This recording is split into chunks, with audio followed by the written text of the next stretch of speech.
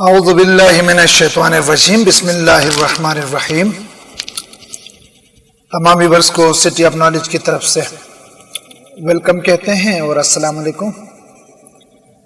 आज हमारा टॉपिक है जी difference between complain and FIR. हम आज के टॉपिक में ब्रीफली बताएंगे कि कंप्लेन किससे कहते हैं और एफआईआर किससे कहते हैं और दोनों में की डिफरेंसेस हैं वो क्या है, इस पर हम बात करेंगे। सबसे पहले हम देखेंगे जनरली तौर पे कंप्लेन और एफआईआर में फर्क। कंप्लेन और एफआईआर जो है एक आम बंदे के हिसाब से अगर देखा जाए तो इसमें कोई इतना बड़ा डिफरेंस नहीं होता, तकरीबन सेम चीज है। कंप्लेन भी आम आदमी जो है कंप्लेन को भी इसी हिसाब से देखता है, एफआईआर को भी इसी हिसाब से देखता है। लेकिन लीगल मीनिंग्स के अंदर देखें, लीगल टर्म्स के अंदर अगर हम इसको देखें तो कंप्लेन और एफआईआर में बहुत फर्क है। यहां पे मैंने स्लाइड पर आप देख सकते हैं, the key difference between complain and FIR is that complain can be made against both cognizable and non cognizable offences. मतलब whereas an FIR can be filed only in cognizable offenses। मतलब यहां पे ये कह रहा है कि जो की डिफरेंस है, एक मेन जो डिफरेंस मैं आपको बताऊंगा वो ये है कि कंप्लेन जो है cognizable and non cognizable offence दोनों में चलती कंप्लेन की जा सकती है। एफआईआर सिर्फ कॉग्निजेबल ऑफेंस के लिए होती है, कॉग्निजेबल ऑफेंस के अगेंस्ट एफआईआर की जा सकती है, करवाई जा सकती है। अब यहाँ पे ऑफेंस कॉग्निजेबल और नॉन कॉग्निजेबल की बात हो गई तो इसको हम देखते हैं। ये स्लाइड सिर्फ इसको कंफ्यूजन को दूर करने के लिए मैंने बनाया है। इसमें ऑफेंस किससे कहते हैं? Any act punishable by any law is offence.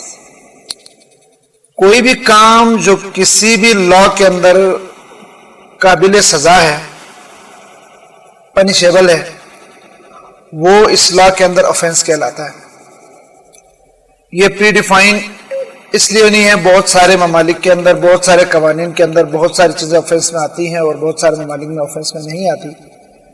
मतलब जो एक्ट किसी भी लॉ के अंदर पनिशेबल हो वो ऑफेंस कहलाता है इस लॉ के अंदर।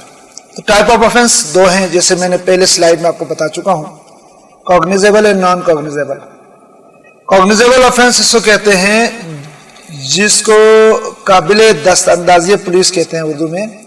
ऐसा ऑफेंस जिसमें पुलिस जो है एक्यूज को बगैर किसी वारंट के गिरफ्तार कर सकती है, इसको कॉग्निजेबल ऑफेंसेस कहते हैं।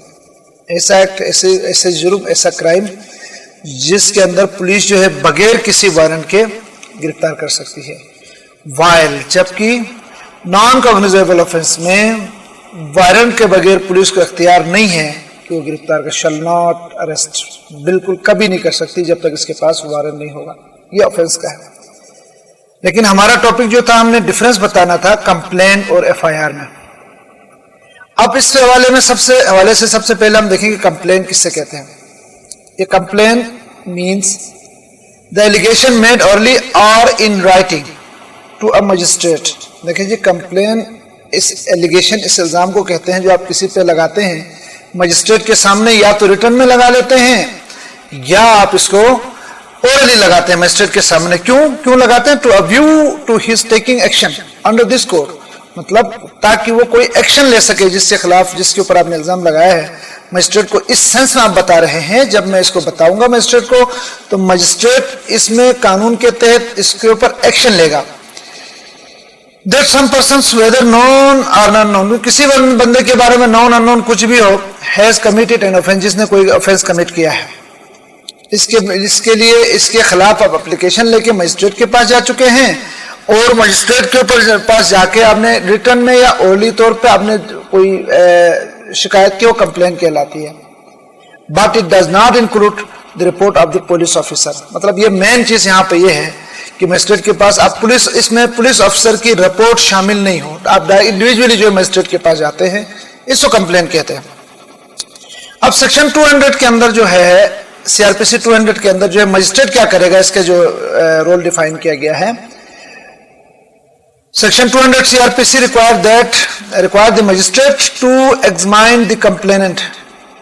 अब मजिस्ट्रेट की जिम्मेदारी है वो कंप्लेनेंट को एग्जामाइन करे एंड एनी विटनेस, अगर कोई गवाह है तो इसको एग्जामाइन करे अंडर द ऑथ, हल्फिया तौर पे, before putting it down in writing. जब इसकी कंप्लेन को राइटिंग में लाने से पहले मजिस्ट्रेट जो है बाय अर्थ, हल्फिया तौर पे इसको और इसके गवाहों को एग्जामाइन करेगा।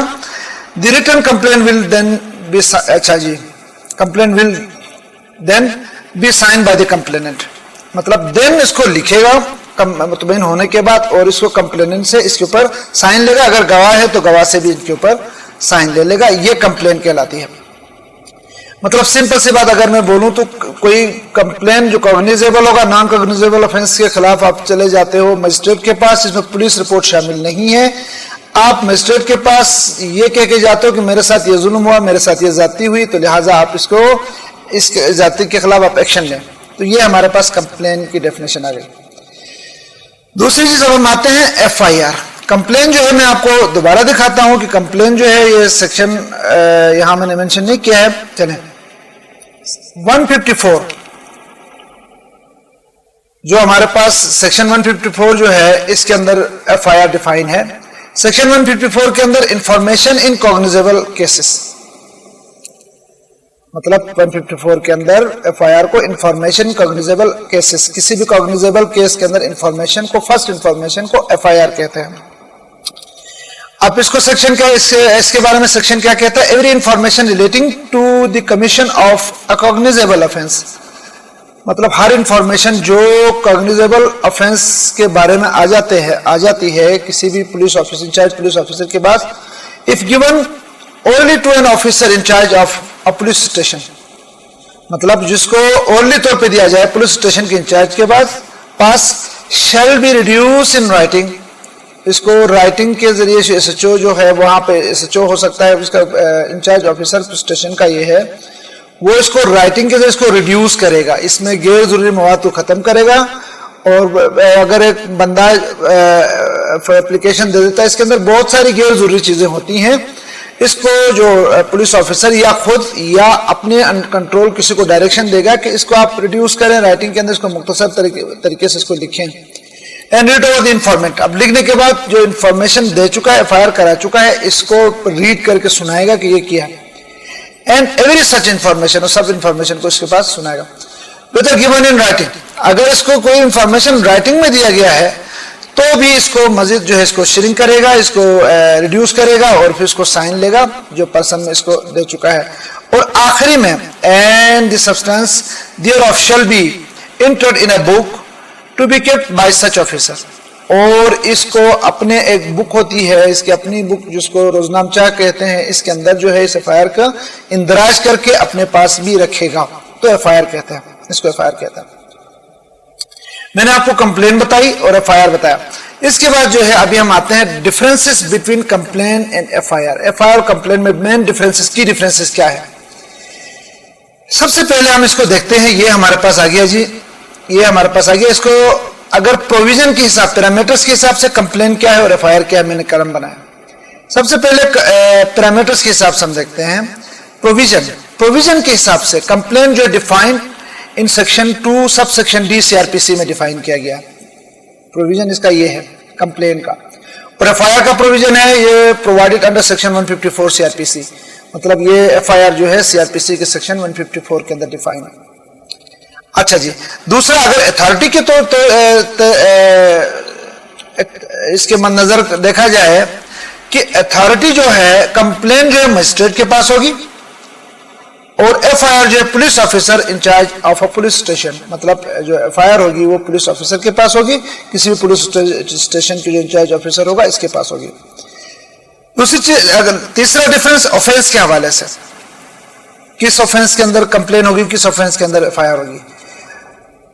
कंप्लेन देखते हैं both cognizable and non cognizable, मतलब ऑफेंस जो कंप्लेन जो है वो कॉग्निजेबल एंड नॉन कॉग्निजेबल दोनों के लिए कंप्लेन की जा सकती है, वाइल जबकि FIR जो है सिर्फ और सिर्फ कॉग्निजेबल ऑफेंसेस पे की जाएगी। रिजल्ट क्या आउटपुट आएगा, इसको आउटपुट भी हम कह सकते हैं। कंप्लेन का रिजल्ट क्या होगा? इंक्वायरी बाय मजिस्ट्रेट और ऑफिसर अंडर मजिस्ट्रेट डायरेक्शन।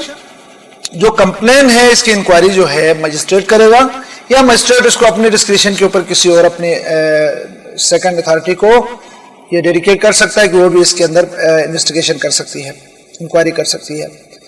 इसके बाद जो है एफआईआर को investigation by police officer, FIR को पुलिस ऑफिसर ही इन्वेस्टिगेट करेगा।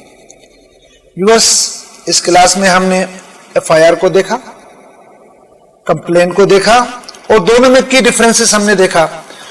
उम्मीद है क्लास आपको समझ आ गई होगी। क्लास समझ आ गई है तो क्लास को लाइक करें जी, और अभी तक अगर आपने मेरा चैनल सब्सक्राइब नहीं किया तो चैनल सब्सक्राइब करें, ताकि आपकी जो है आपके लिए हम इंशाल्लाह क्लासें अच्छी क्लासें लाते रहेंगे। और इंशाल्लाह अगर कोई आप क्लास में कोई प्रॉब्लम नजर आ रही है तो फीडबैक जरूर दीजिए। आपकी बहुत मेहरबानी जी, थैंक यू।